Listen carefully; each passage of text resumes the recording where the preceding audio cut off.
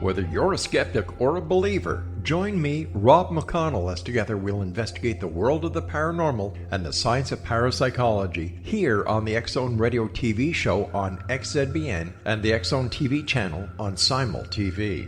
Since 1990, the X-Zone Radio TV show has been the place where people dare to believe and dare to be heard.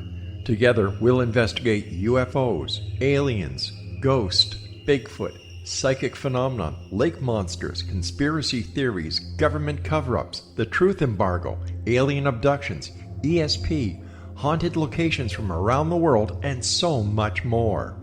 With over 28 years of broadcasting and more than 4,500 individual guests, the X-Zone is truly a place where fact is fiction and fiction is reality, as evidenced by the credibility, integrity, and professionalism of the guests that we bring to our international audience. If you have seen a UFO, had a close encounter, seen a ghost, Bigfoot, lake monster, or a story that you would like to share or have investigated, contact me, Rob McConnell, by sending me your email to xzone@xzoneradiotv.com, or you can call toll-free 1-800-610-7035, extension 143, and on Skype, X-Zone Radio TV. For more information on the X-Zone Radio TV show with yours truly, Rob McConnell, visit www.xzoneradiotv.com or www.xzonetvchannel.com or simultv.com and xzbn.net. Until next we meet here in the X-Zone from our broadcast center and studios in Hamilton, Ontario, Canada, always remember, X-Zone Nation, keep your eyes to the sky and your heart in the light.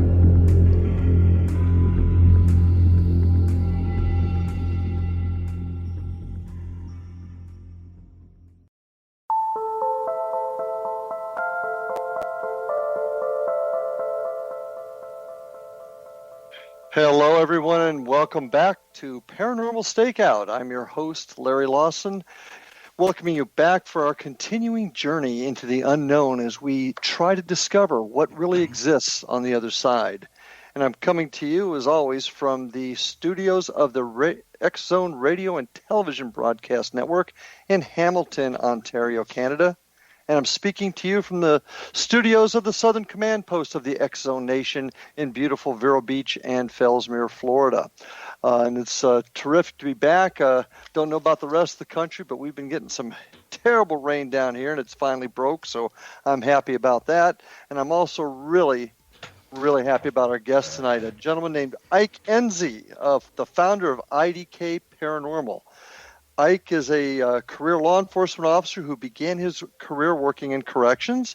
While in corrections, he attained the rank of lieutenant and became the special operations team commander of a 1,000-bed facility.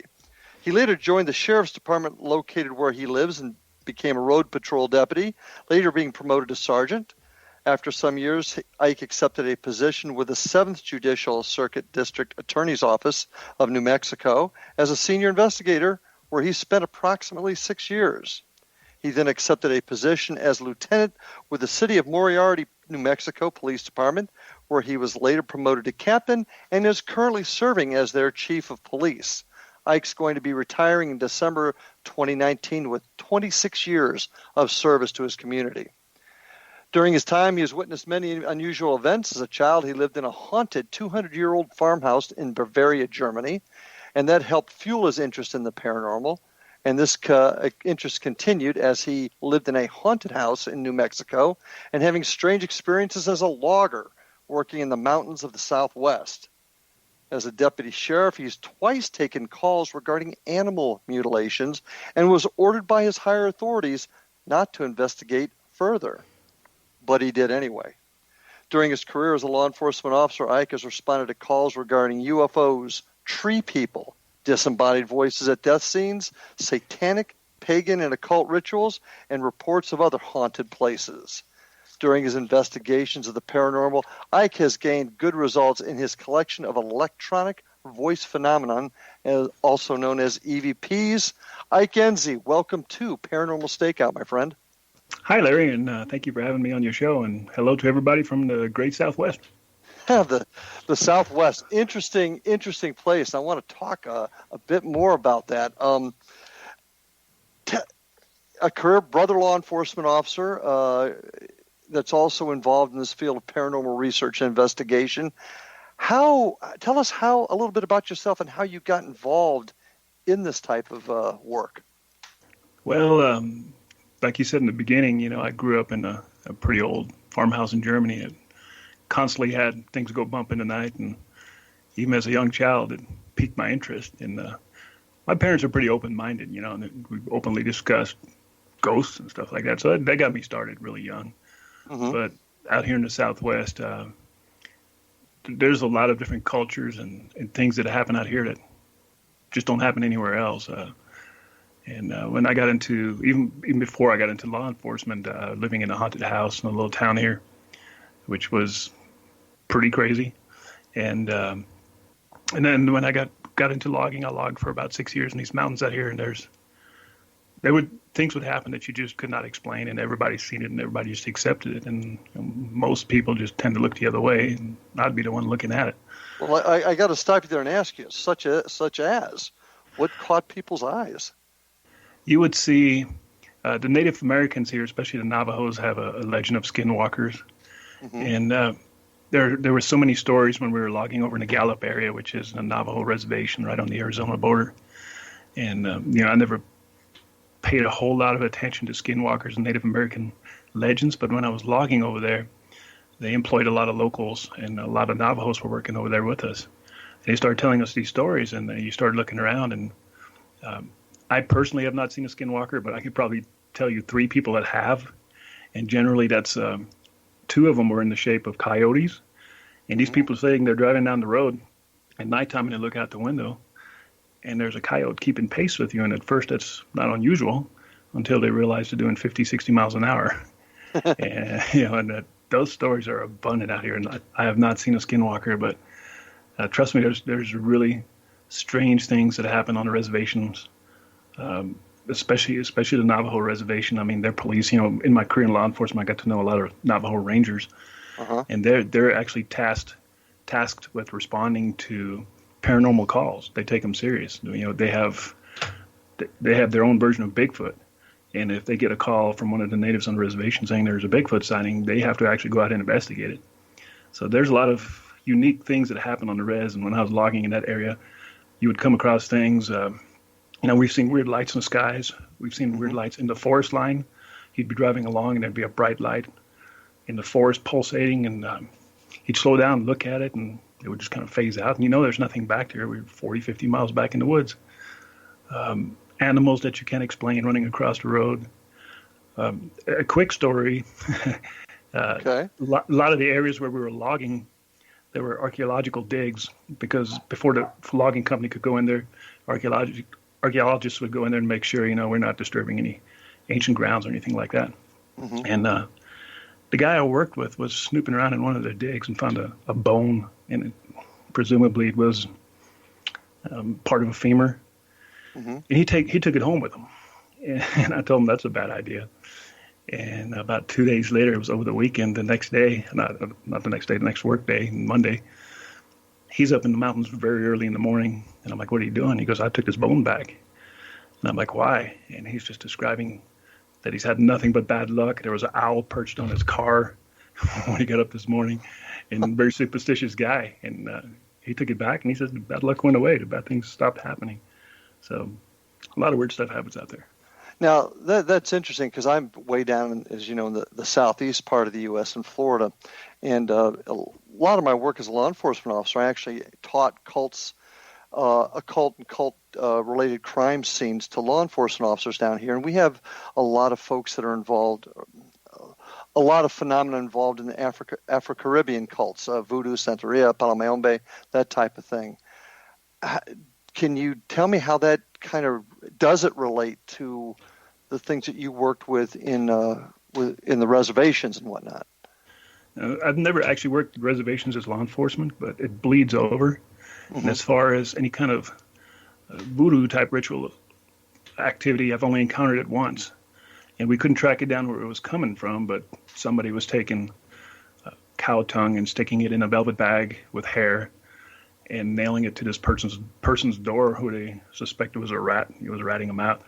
And they brought it to me when I was a DA investigator, and I tried to follow up on it, but I took it to the state lab, and then they seemed to think that it was some kind of cult from back east, because it's very unusual for that kind of thing to happen out here.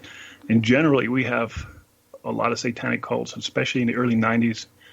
There was quite a few of those out here.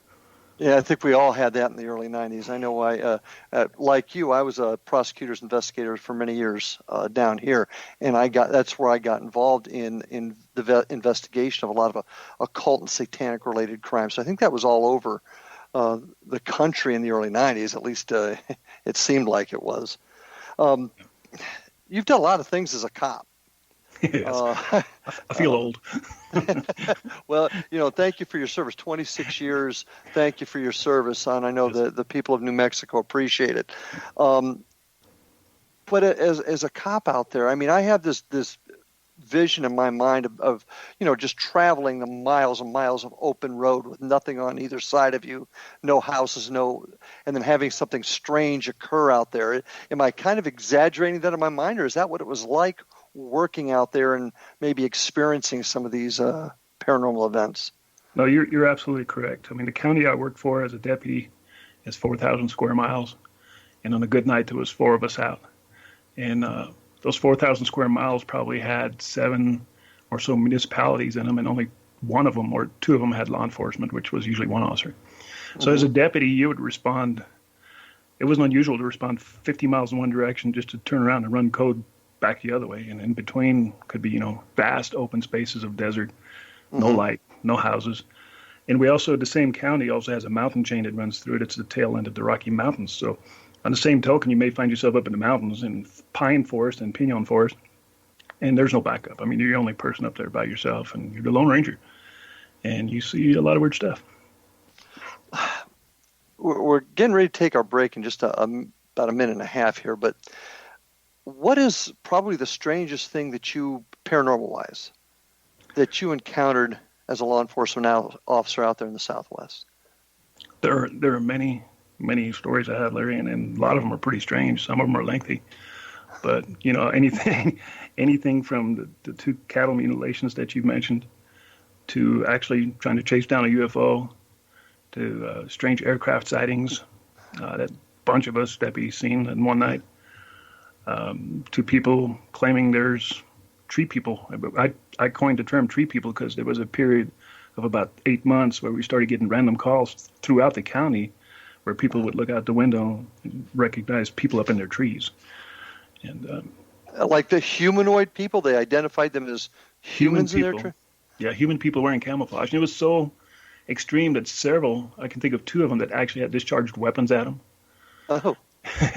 In one case, there was a person whose tree people were underneath his house, and he started shooting up the floorboards in his house. And, we suspected this guy may be on methamphetamines or something, but he turned out to be a professor out of Albuquerque. He was pretty smart guy. He was just convinced there was something underneath his house.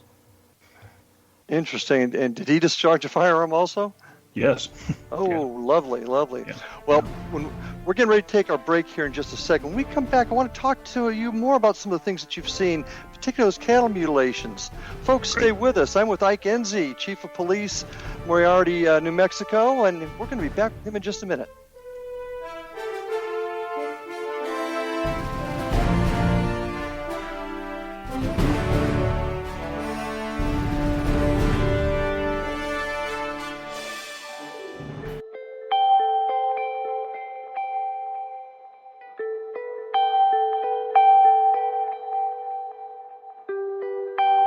It's hard to listen to the news without realizing we're living in volatile, unprecedented times. Yet never has there been such an opportunity to transform the human condition. As old structures fail, where can we find the guidance to co-create a better way? Find Your Path Home is an ever-evolving, leading-edge information, education, and healing resource center designed to support and guide you on your path to unity and enlightenment. Based on sound principles employed by shaman worldwide, we provide techniques that can support you through the current transitions, offering online shamanic classes, international long-distance shamanic healing sessions, complimentary Mission Evolution radio episodes and Stairway to Heaven TV vignettes, seminars, retreats, and much more. All of this can be found on findyourpathhome.com. So I was watching the X Zone TV channel last night when I was abducted by aliens, and they kept repeating to me over and over again, simultv.com, simultv.com. What's simultv.com? That's what I asked them. They had it written on the side of their UFO. How do you spell that? UFO. No, I mean simultv.com. simultv.com. simultv.com. Right. simultv.com. Interesting that you were abducted by aliens in a simultv.com UFO last night. Oh, yeah? Yeah. Now that you mention it, I remember now last night I was awakened from a deep sleep. My great-grandmother was standing there. She said she'd come from the hereafter to tell me about simultv.com. She even spelled it out for me. simultv.com, sonny boy. simultv.com. simultv.com, sonny boy. Wow. Yeah. Guys, you'll never guess what my psychic guru just told me. simultv.com. Exactly. Are you guys psychic too? Of course. We all know about simultv.com. simultv.com.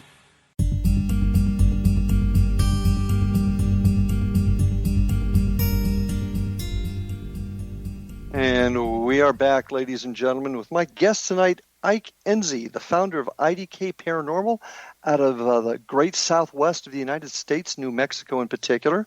And Ike is a brother law enforcement officer, and we've been talking about some of the strange events. And one thing that caught me in your bio that I read was the cattle mutilations.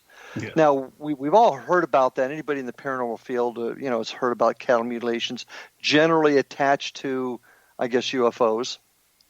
But you've actually encountered them and ordered not to investigate. Gotta ask you more about that one. Yeah, it's pretty bizarre, and there's quite a few big ranches out here, and cattle loss is kind of an accepted thing for these guys, and for the most part, they don't really care. I think they just write them off on their insurance. But I got into this in between two towns. We got a call of a cow that was laying in the field, and it's something not usually a call we're going to take, but the thought was that somebody had driven by and shot at it and killed it from the roadway. So we were looking into it. And that was my first mutilation call I went to, and I went, being another deputy, went to look at it. And this cow was it was a black steer, and he was fairly bloated. But the odd part was he had one ear missing, one eye missing, his mouth was wide open, and the tongue was cut off as far back as you could get, straight back. Mm-hmm. His anus had been cored, which is an empty hole there, and his scrotum was removed, and it looked like a figure 8, almost like an infinity sign, where his scrotum used to be, and it was laser cut, smooth, no blood around, no footprints, no tire marks, no animal tracks. So I documented the area really well, and treated it like a crime scene. I was kind of a rookie deputy. Wrote up a nice report, and I approached the sheriff, and I told the sheriff, I'm like, what the heck's going on? The sheriff's a rancher himself, and I said, he said, well, it's just another dead cow. And I'm like, well, this is more than a dead cow. Something really messed this cow up. And back then we were kind of thinking maybe it's satanic activity. Mm-hmm. But I don't know if you ever approached a range steer. They're not easy to sneak up on, and they're not really friendly either. So it'd be pretty hard to put one down and do all this to him. And plus, he had no indication on how he was killed. There was no bullet hole or anything like that. Throat wasn't slit? No, not at all. And so, like I said, I wrote up the report, and I approached the sheriff with it because I was really into this stuff. I'm like, wow, cattle mutilation here. I've heard of them before, but never actually seen one. And I was given a direct order not to investigate that kind of stuff anymore. And as well as I do, being a law enforcement officer, back in those days, as a police officer, the paranormal was frowned upon. And, even to your fellow officers, I mean, you had a few good friends that you were like, man, I seen something weird last night. But you were really careful who you would, maybe out here in the Southwest for sure, you were really careful who you would tell stuff to. Because word would get back to the upper rank, and, they'd send you off for a fit for duty psych. They wouldn't hesitate at all. So you had to be really careful who you talk to about this stuff. So when the sheriff ordered me, I need to stop investigating this stuff, quit being stupid, and just do a dead cow report so you can collect insurance. I'm like, all right. But I was way too curious for that stuff, and I started interviewing people and talking to ranchers. And there was a correlation between the mutilations and helicopters, and it was usually like the big Huey helicopters. In most cases, there was a helicopter heard the night before, flying low, rattling windows, chopping up the air. Almost everybody told me that. Yep, last night I heard a helicopter. So the second one I found by luck. There's a little town called Mountain Air, and there was an officer working there, and she was a female officer, and she told her boyfriend worked as a ranch hand on a ranch, and he was there talking to her when I pulled up. And we started talking about the first cow I seen. And he goes, well, you want to see another one? I'm like, absolutely. So he takes me out to his ranch, which is south of that town, quite a ways out there. And he takes me up to his same situation, big black cow laying on the ground. And once again, I start photographing it and documenting it. And it was identical. The ear was missing, one eye was missing, anus cord, testicles are missing, the tongue's cut off way in the back. He's bloated. And not a track to be found, not even his own tracks. Like he walked up and fell over and died there. There wasn't even any tracks of the cow itself. He was just laying there and untouched by other animals, which is bizarre too, because out here we have tons of coyotes out here, and usually dead stuff doesn't last very long. And vultures, they usually start picking on this stuff. And this cow looked like he'd been down probably 4 or 5 days because he was really, really bloated already. But nothing's touching him. So. Did the ranch hand tell you how he found the cow or how he discovered it? Was it out in the middle of the range, or was it near where he was working? I don't remember exactly how he said he found it. They checked the fences out there all the time, and somehow he came across it. But yeah, I don't remember exactly how he said he found it. He was a young kid himself. He was probably like 18 years old. So you go back and tell the boss this again, I assume? No, I did not. I told my friends, I had a deputy, and me and him both were into this kind of stuff, and we decided we're going to continue doing what we got to do because somebody's out there killing cows and doing it really strangely, and it'd be interesting to see what's going on. I mean, what's causing the stuff. But that's the only two I've had out here that I know. Yeah, it's true. Now we have, of course, Florida's a big cattle state too, and we've had some reports, but none quite as specific as what you described. And I got to just ask you this question: when the sheriff told you not to investigate it, what was his demeanor? And what I mean by that is, was he, kid, you got other things to do, or was he seriously not wanting you to be looking into it further? If you get my drift. Yeah, I know where you're going, and most. I sensed more like, you have more important things to do. He was an elderly guy, he was late 60s probably, and a rancher and very religious. You couldn't talk ghosts or anything like that because he would just think you're crazy. And he would threaten you. If you mention ghosts around me, I will send you to be recyced, and that's never a good thing. Especially back in those days. Yeah, it was a career killer back in the day, wasn't it? Yeah, so you would just, you just figured out really quick that the sheriff doesn't play. He doesn't want to hear that kind of stuff, and you just didn't bring it to his attention anymore. Interesting. So the cattle mutilation is very interesting. What did you equate? You didn't equate it to satanic rituals, obviously. We tried to make that correlation at first, thinking maybe it's the satanic people, but it makes no sense. Once again, it's really hard to catch one of those cows, and then to cut them up the way they did, without some kind of wound where they killed them. We couldn't even figure out what actually killed the cow to begin with. Pretty strange. I mean, yeah, we thought satanic at first, but then what was your gut feeling? Gut feelings. I don't know, because then the helicopters got involved when I started digging into it, and I'm thinking, why helicopters? And I don't know. I really couldn't figure it out. Yeah. Okay. So we've got cattle mutilations. What? Skinwalkers, that's an interesting one. But kind of a side note here, I've really wanted to find out if many members of the Native American community have become involved in investigating these events or these legends from the paranormal research side. Is that common? Do they investigate it, or is it just too taboo? One of my officers, he's brand new, he's still a rookie, and he's Navajo native. And we're not close to any reservation here. The reservation is, over 200 miles away, so we're not living anywhere near any natives. So I can't speak for them, but the natives that I do know, they're very cautious. They want to talk about skinwalkers. They have a different word for skinwalker. They don't call it skinwalker, but Dare believes that if you talk about it, you'll conjure it. it'll come to fruit. So they tend to not talk about stuff like that.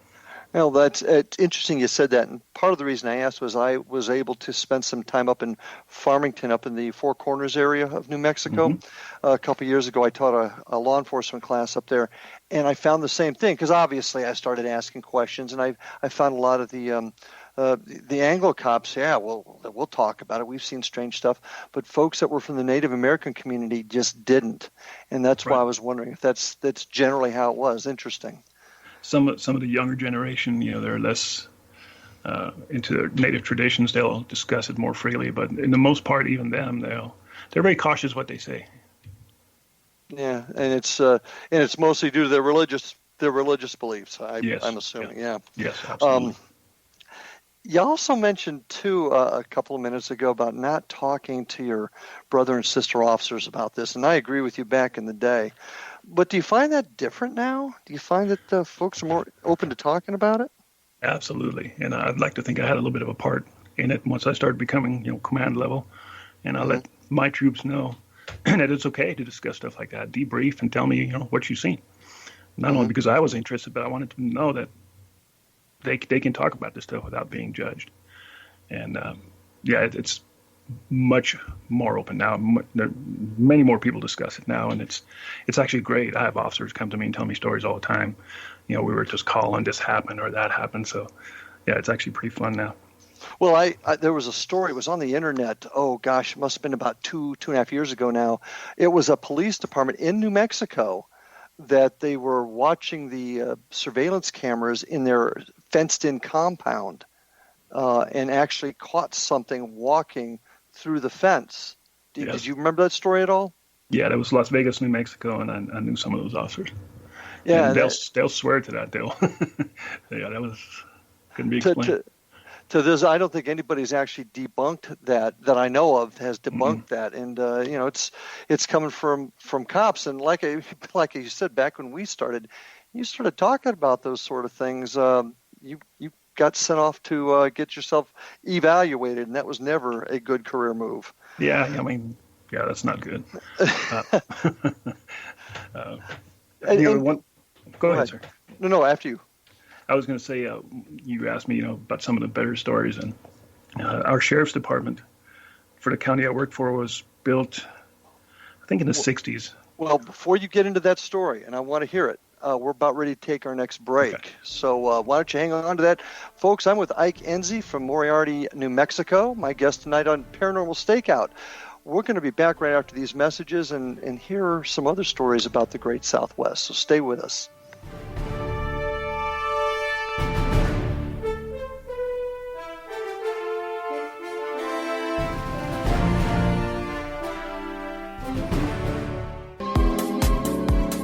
How would your life change if you could develop the business and personal skills that you need in order to make more money? Do you want to learn how to achieve your big life goals faster? Then go to findhiddenmoney.com and get the Goal for It online course. The course teaches you how you can set and achieve your biggest goals while completely overcoming the roadblocks to your goals so that you can realize your dreams and imagine more success. Go to findhiddenmoney.com. Memorable dynamic presentations are a not-so-secret weapon in the business world. Do you have a powerful message that must be shared, but you haven't found a way to deliver that message? Do you want to be known as a top public speaker who gets amazing results? Are you ready to create and deliver your powerful message? Thomas Hides can help you create and deliver your speech to get the results you desire. Visit iconquality.com. Did you expect your business to flourish, but instead it plateaued or didn't get off the ground yet? Would you like to achieve massive goals and discover new sources of income within your business? When you're ready to experience that type of success with fast results, Cindy Hendricks is the business coach for you. Her work with entrepreneurs and business owners has been life-changing. To get you and your business where you want to be, go to imaginemoresuccess.com. Has the fear of public speaking stalled your business or personal life? What would you give to develop and maintain supreme confidence? Have an invaluable private program to always perform at your best. Imagine how you would feel. You can have all that and so much more today with Thomas Hyde's life-changing course called Number One Fear Unleashed. Visit numberonefear.com and be liberated from your fear of public speaking.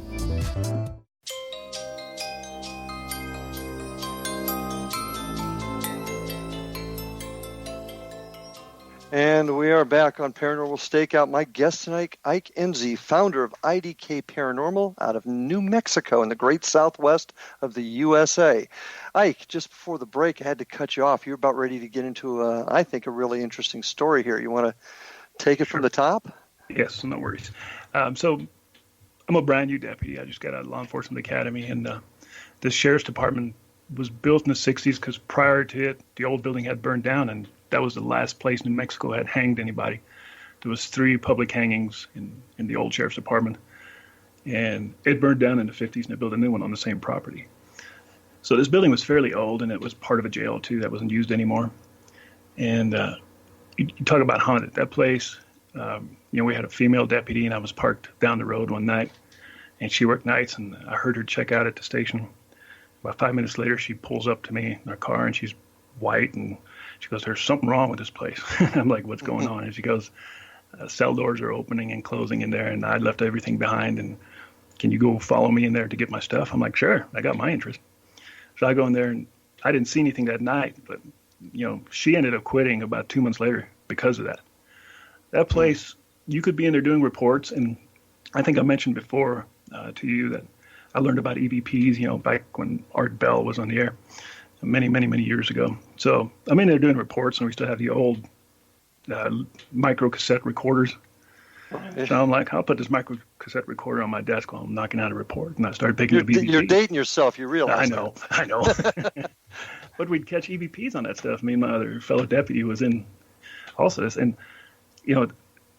it really sounds too fantastic almost, but lights would turn on and off. The cell door would slam shut.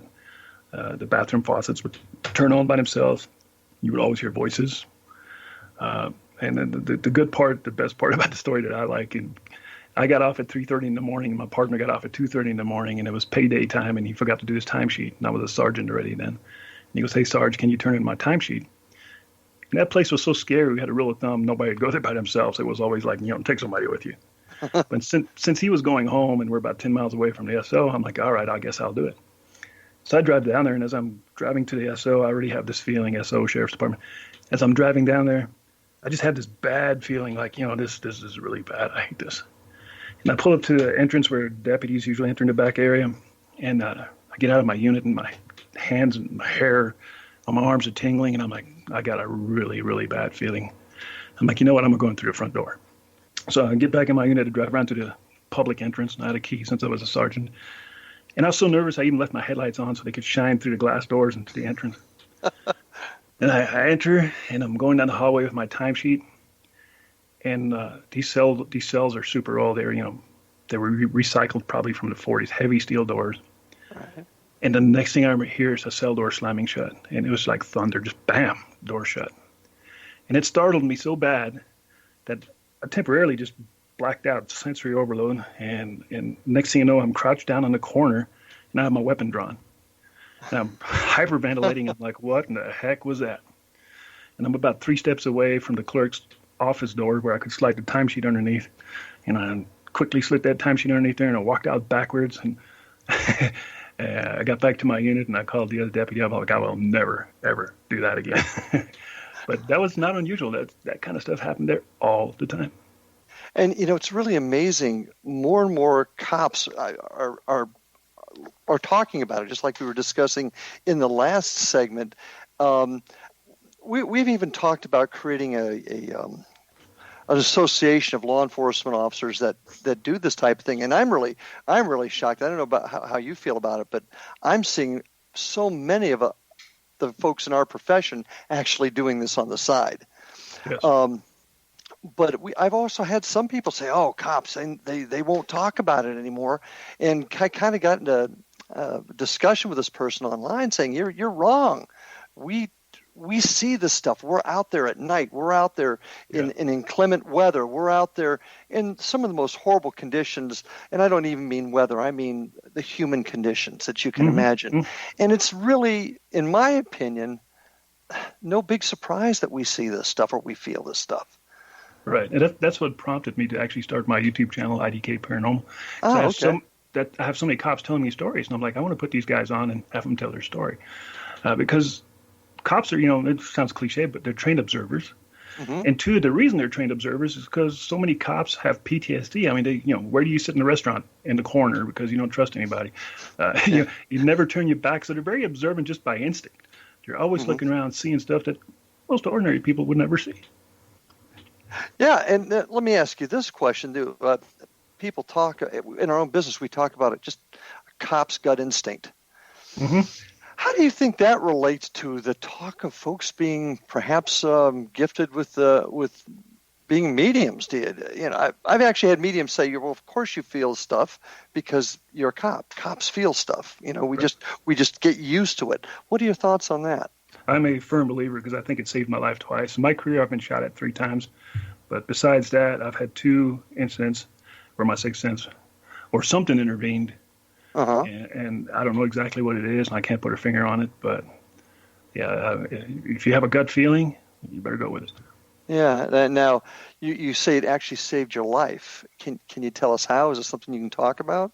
One was I made a traffic stop in a little country 2-lane road, and generally I approach from the driver's side because there's no shoulder. And as I get out of my unit, once again, I just get this feeling like this guy is sketchy, and I decided to do a passenger approach. I walk around behind my unit and approach from the passenger side. And as I look inside the window, he's looking in the mirror and he's got a rifle laying across his lap.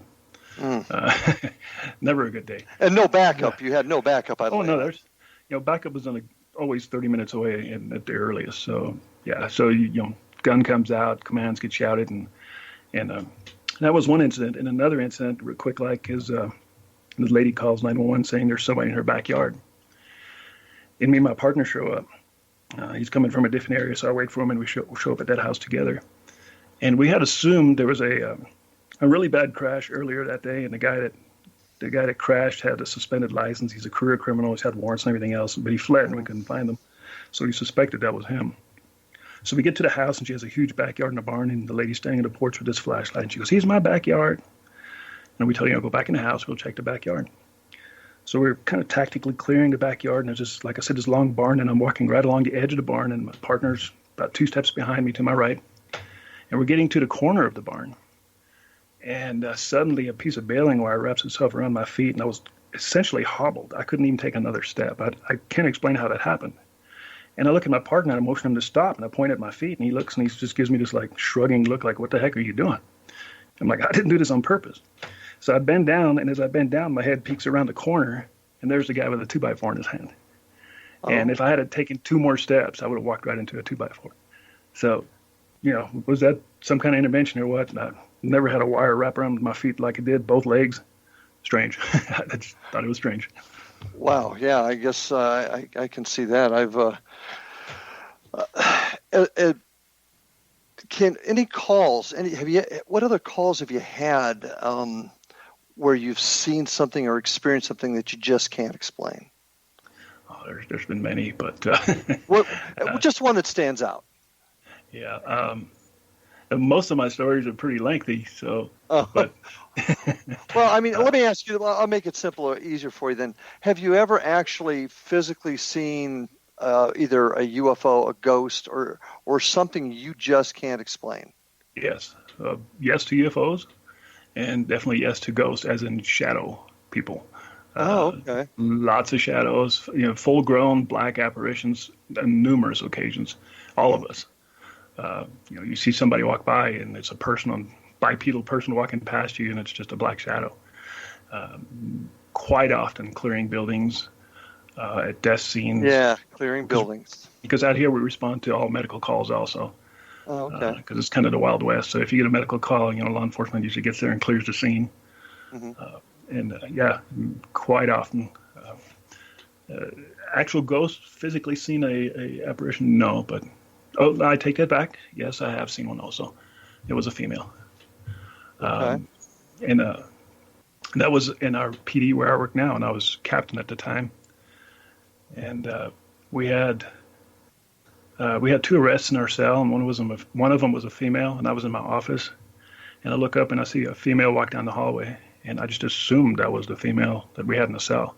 So I jump out of my office in full alert, and I'm yelling at some of the officers doing reports. I'm like, "You're 15," which is prisoner. "You're 15, just escaped." And they're looking at me like, "What?" I'm like, "Didn't you just see her walking past you?" And I can describe her. She was wearing a turquoise shirt, like white beige-looking pants, had brown hair. And I didn't know what the female in the cell looked like. I didn't actually ever see her. So I just thought that was her. So they run over to the cell area. We have 2 booking cells. And they're like, "No, she's still in there." I'm like, "Then who the heck was that?" And there was nobody there. No doors open, no doors closed. That was pretty strange. Yeah. When I like you, I got my start in law enforcement and corrections too, and that's the thing that actually got me interested or focused on this type of stuff was I saw an individual walking down the cell block while I was at the control panel. It was late at night, and swear to God, it was our lieutenant. I mean, got the guys up behind me and said, "Lieutenant's on the catwalk," and they got out there. There was nobody there. That was in the Dade County Jail down in Miami. So I can appreciate that. UFOs. What have you seen UFO wise?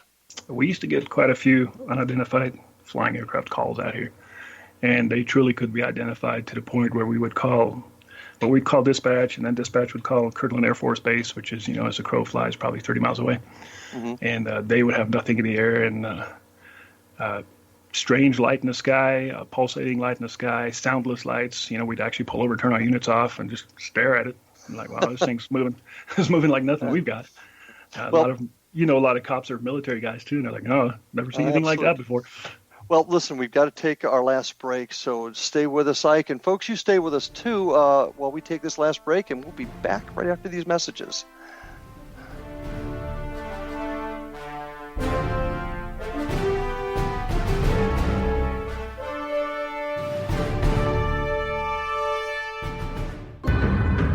If you are looking for a safe, zero-calorie natural option to the harmful artificial sweeteners on the market today, Just Like Sugar is what you're looking for. Just Like Sugar is a wonderful natural alternative for those health-conscious people who choose a calorie-restricted diet with a great, pure, sweet flavor that tastes just like sugar. Just Like Sugar is a great natural option for people suffering from diabetes and may be useful in restricted diet programs where standard sugars are not allowed and does not cause a laxative effect of some other sweeteners. Just Like Sugar comprises a perfect blend of chicory root fiber, natural calcium, natural vitamin C, and Just Like Sugar's sweetness comes from the natural flavors from the peel of the orange. Just Like Sugar is a natural alternative to harmful artificial sweeteners and will change the way that you believe all natural sweetener products taste. Just Like Sugar is available at your local Whole Foods markets, Wild Oats markets, Henry's, Sun Harvest, and many other fine natural food stores in the U.S., Canada, and worldwide. They are here, and they've been here for thousands of years, making their presence known in the shadows. They might be seen by a lonely motorist on a deserted road late at night, or by a frightened and confused husband in the bedroom he is sharing with his wife. But who are they? What do they want? Why are they here? Perhaps most concerning, has the government been aware of their presence all along? The new book by Ellie Marzulli, UFO Disclosure, the 70-year cover-up exposed, delves into the world of UFOs. Can full disclosure be soon? Order now and receive a free hour and 37-minute DVD on the UFO phenomenon. UFOs are real. Get both the book and the DVD, a $40 value, for only $19.99. To order your book and DVD today, go to lamarzulli.net. That's LAMARZULLI.net. You have heard of the X Zone? Now watch it on Simul TV, plus 500 video games, live TV channels, free video on demand, worldwide, and more. Does this sound like tomorrow's television?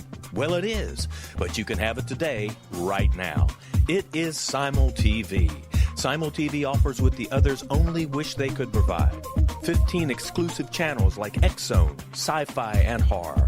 We are worldwide. No other provider offers that. 500 built-in video games. No need to have an extra expensive system. We have them included. Free video on demand, live streaming events from around the world, interactive online network, and much more. Tomorrow's TV today. Simul TV. Sound too good to be true? Well, it's not. You can have Simul TV today. Sign up at simultv.com. Do it today.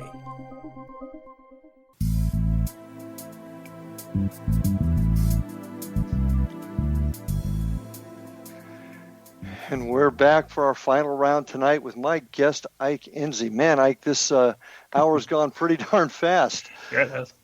Oh, I do want to make mention, folks, of all the terrific programming we have on the X-Zone Radio and Television Broadcast Network. And I'd invite you to go to www.xzbn.net and check out all the terrific programming, all the great shows on there, including this one, Paranormal Stakeout, with yours truly. And you can check me out at www.paranormalstakeout.com, but also at the website of my team down here in Florida, www.paranormalfbi.com. And as far as Ike, I'll invite you to go to YouTube and check out IDK Paranormal. That's all one word. I is in Ida, D Delta, K Kilo, Paranormal on YouTube, and check out some of his cool stories. You know, Ike, we've spent quite a bit of time, and this hour has gone fast. We could probably go for another one. But I've talked to you a lot about the things that have happened. And, you know, down here in South Florida, I'm going to be honest with you, most of the time we don't have the wide open spaces you do. Backup is fairly close. You guys have to work so often by yourselves. So you've seen a lot of things. But what I haven't asked you yet is, what do you think this is?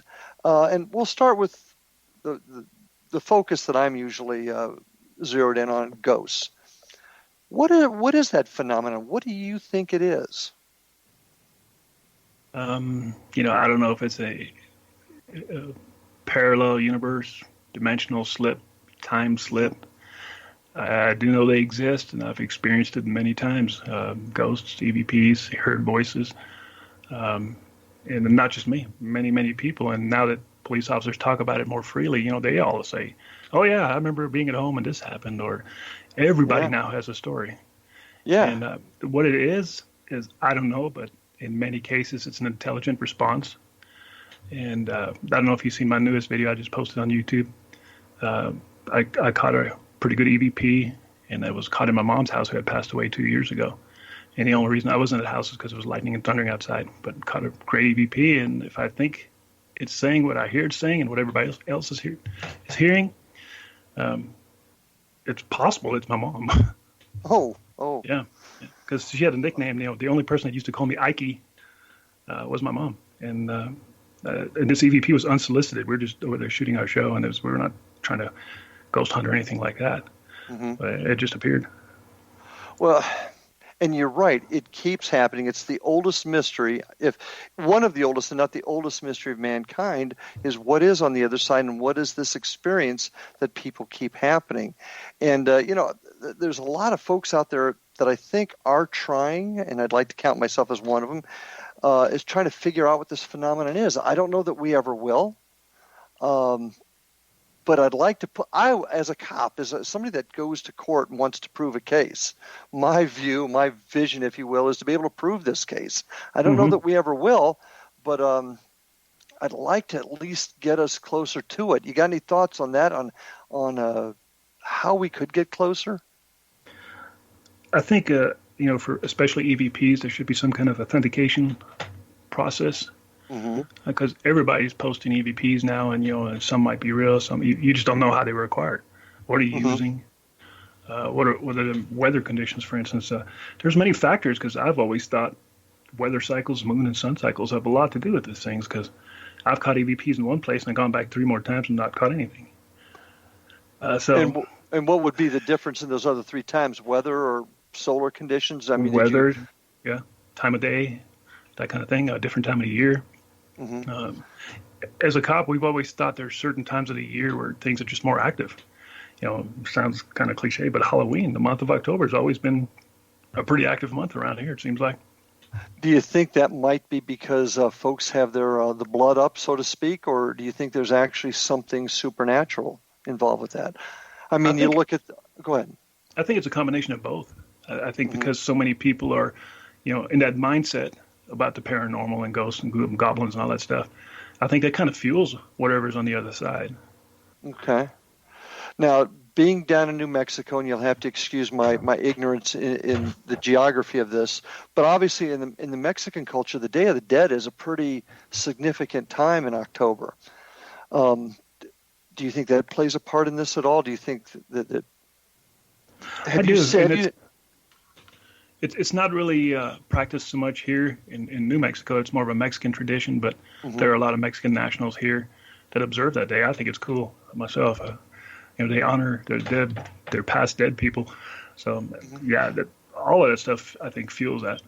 Well, in where I still work part time, even though I'm been at this 39 years, I still plug at it part time in the town of Fellsmere, where I still hold a badge. That the city there is very Hispanic, and about 80% of the Hispanic population is Mexican. And Halloween's a big time for them, and celebrating the Day of the Dead is important to them. And I think that also is one of the reasons why Fellsmere is so active, and we've had so much. We've been able to accumulate so much evidence out of there. So I'm kind of answering my own question, but I wanted to see how you felt about it. I do think that how folks feel about it can enhance the experience, enhance what's going on. Yeah, I agree. I agree with you 100%. As you know, being a police officer, the majority of people are just living their mundane lives, and they really don't care or have time to pay attention to much of anything. So it's just a select group of people. I think it happens to everybody. Just people choose to ignore it because of their beliefs, or they're just too busy. But the Mexican culture in general is what's more unique is the southwestern Hispanics out here in New Mexico, because a lot of the old timers still live on land grants, and their culture, their religion's weird because they're predominantly Catholics, but they also adapted and still use old pagan rituals before the Catholic days. So it's not unusual. Yeah, it's not unusual they call them brujas, which is basically a Spanish witch doctor. Yeah. They still exist out here, and a lot of old people would rather go to see a bruja or brujo or a curandera to be checked out rather than go to a doctor. Interesting. I did not know that.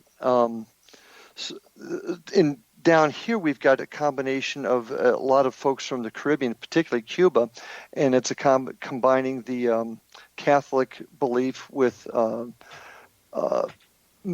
some stuff that came over from Africa during the slave days, and we end up with a thing called voodoo or Santeria, which are kind of two different things, but all the combination of the two religions together. So that's fascinating. Didn't realize you had that out there. What do you think about UFOs? I mean, you've obviously had that experience too. UFOs treat people. What are your thoughts on that? Your philosophy on that? They're definitely out there, and there's something out there that can't be explained. And if it's a military aircraft, they're definitely having some kind of technology that we have no clue about yet.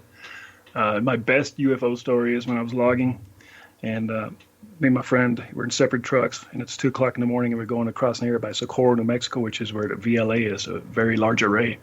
Like you've seen the movie Contact, where they have all those satellite dishes. Oh, yeah. That's called the VLA. It's a huge plateau desert area. And the road is straight as an arrow, and it's probably 60 miles long. And we're coming across there talking on the CB. And out of the corner of my eye, I see a bright light up in the right side of the sky. And I even asked my buddy, I'm like, what the heck is that? He goes, I don't know. And so we continued talking, and the light separated, turns into two. I'm like, well, that's weird. So I want to pull over. He doesn't. And I'm like, look, if this is a UFO, they're going to get us whether we're doing 60 or stop. It don't really matter if they really want us. So I convinced him to pull over. We turn our trucks off, and we're standing outside in this summer night or summer morning. It's in front of our trucks, and these two lights commence to fly directly over us. And because it's pitch dark out there, you can't really judge what size or high it is. Absolutely no sound though. And they both stop above our trucks, and then one flies the length of the road, and it covers the horizon in probably less than 10 seconds, and it's gone. The other one flies about halfway down the road, makes a sharp 90, another 90, comes back and blinks out, never to be seen again. Like I said, no sound. You couldn't describe what it was. How high up do you think they were? Yeah, like I said, it's hard to tell because it's pitch dark. and they were just bright yellow lights. So, you can't really judge distance. Folks, I'll tell you, folks that are listening, you got to go out west. I mean, I enjoyed my time out there, and I'm looking forward to doing it again. Are we ever going to prove any of this, Ike? Now, you've got your own. Now, your team consists of you and your daughter, I believe, correct? Yeah, at one point there was more of us, but people have lives and moved on, and I just recently got back into this. But yeah, my daughter and of course my wife, she understands all this stuff too, but yeah, it's just basically me and my daughter now. Okay, well, are we ever taking all the teams that are out there, all the folks that are either conducting real investigations or just going out there for the thrill of it? Do you think we're ever going to come up with enough proof? In my heart, I would like to say yes. I mean, it seems like it's happening more and more, and people are more accepting of it, and they're more understanding of it. So eventually, I think something's going to break. I mean, even local news now, has ghost stories. Oh yeah. So eventually, I think there's going to be some evidence that's going to come forth and maybe shed some light on all the stuff that's happening. Well, and that's what I'm hoping, and that's one reason why, and folks on the show have heard my mantra many times: standards and training. We've got to get people trained up, and we've got to come up with a better plan to collect and preserve our evidence with the hope of somehow proving this. And once again, as we kind of turn the corner to the end of a really interesting show, I wish we had more time to talk in detail about the things you've had. Want to thank you for your 26 years of service, and you're coming to an end at the end of this year. Thanks. Do yourself a favor, stay out of it. Don't do what I did and keep plugging at it. Yeah, I'm planning on it. But I want to thank you for being on the show tonight. And once again, folks, his IDK Paranormal on YouTube. Take a look at it. And I want to wish you a lot of luck. Keep investigating out there, Ike, and all the best to you. Thank you, Larry. Thank you for having me on your show. And folks, thank you for joining us, and we will see you again on the other side. Have a good night.